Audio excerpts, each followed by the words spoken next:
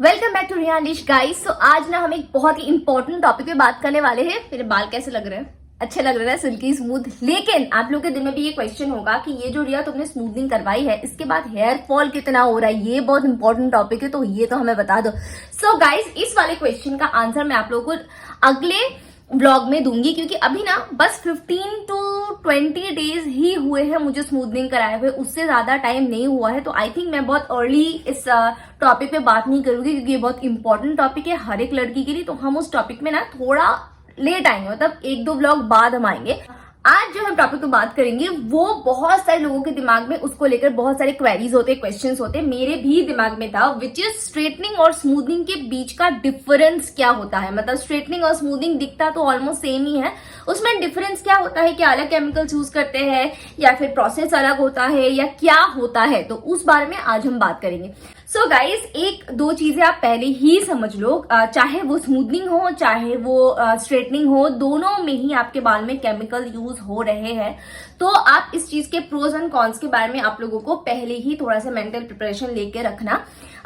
रही बात केयर लेने की या उसके साइड इफेक्ट्स की, तो उस पर हम धीरे धीरे आएंगे, उसमें मैं व्लॉग्स बनाऊंगी। बाकी बेसिक जो केयर है उसके ऊपर मैंने ऑलरेडी वीडियो बना दिया है, तो आप जाकर वो वीडियोस चेकआउट कर सकते हो। अब आते हैं केमिकल्स के ऊपर। तो केमिकल्स क्या क्या यूज होता है स्ट्रेटनिंग और स्मूथनिंग में। मैंने स्मूथनिंग कराई है, तो स्मूथनिंग में पहले एक क्रीम यूज होता है, उसके बाद यूज होता है न्यूट्रलाइजर। 2 प्रोडक्ट इसमें यूज किए जाते हैं, और आयरन यूज किया जाता है, जो फ्लैट आयरन, जो स्ट्रेटनर होता है।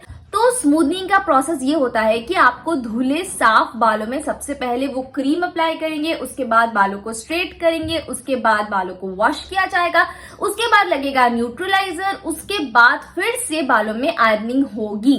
अब स्मूथनिंग में और स्ट्रेटनिंग में जो मेजर फर्क होता है वो ये होता है कि स्मूथनिंग में जो केमिकल्स यूज होता है, स्ट्रेटनिंग में भी वही केमिकल्स यूज होते हैं, मोर और लेस।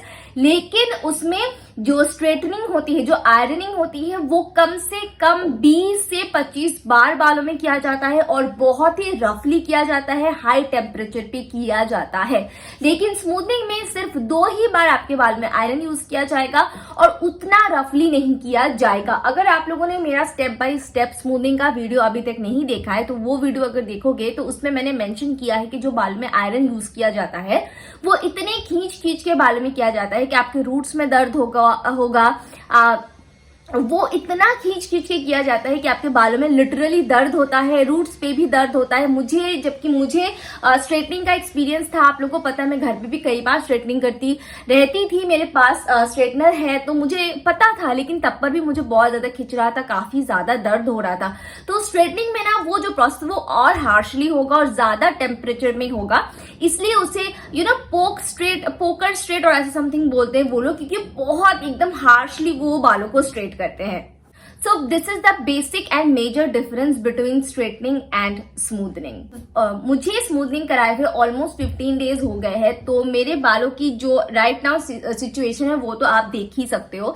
मैंने स्मूथनिंग कराया क्योंकि मुझे ज्यादा रिस्क नहीं लेना था, और जो प्रोफेशनल ने मेरा स्मूथनिंग करा उन्होंने भी मुझे यही बोला कि स्मूथनिंग से बेहतर, स्ट्रेटनिंग से बेहतर है कि आप स्मूथनिंग करो, क्योंकि स्ट्रेटनिंग में बाल बहुत ज्यादा डैमेज होते हैं। इतने बार वो खींच कर बालों में आयरन चलाएंगे तो जाहिर सी बात है बालों में डैमेज तो होगा। बेसिकली वो आपके बालों को जला रहे ही होते हैं, वो मतलब इतनी बार इतने हाई टेम्परेचर में आपके बाल को खींचा जाएगा तो ऑब्वियसली जलेंगे ही बाल। तो आप लोगों के दिल में जो कंफ्यूजन था, कुछ लोगों ने मुझे मैसेज भी किया था कि स्ट्रेटनिंग और स्मूथनिंग में फर्क क्या होता है, प्रोसेस क्या होता है, केमिकल्स वगैरह क्या यूज होता है, तो वो सब कुछ मैंने आप लोगों को क्लियर कर दिया। बाकी आप स्ट्रेटनिंग कराना चाहते हो या स्मूथनिंग कराना चाहते हो वो टोटली आपके ऊपर है, लेकिन प्लीज थोड़ा सा कराने से पहले थोड़ा सा रिसर्च जरूर कर लीजिएगा। 2-4 पैसे बचाने के लिए कहीं भी किसी से भी मत करा लीजिएगा। प्रोडक्ट्स जो है वो सोच समझ के लीजिएगा। इन सब के ऊपर वैसे मैं इलैबोरेटली ऑलरेडी बात कर चुकी हूँ, तो मेरे स्मूथनिंग सीरीज के जो ऑलरेडी 3-4 वीडियोस मैंने पोस्ट किए हुए हैं उसे भी देखिएगा, उसके बाद कंसिडर कीजिएगा। बाकी मैं अपना पर्सनल एक्सपीरियंस आप लोग के साथ टाइम टू टाइम शेयर करती रहूंगी। This is it for this vlog. I am gonna see you super soon in my next one.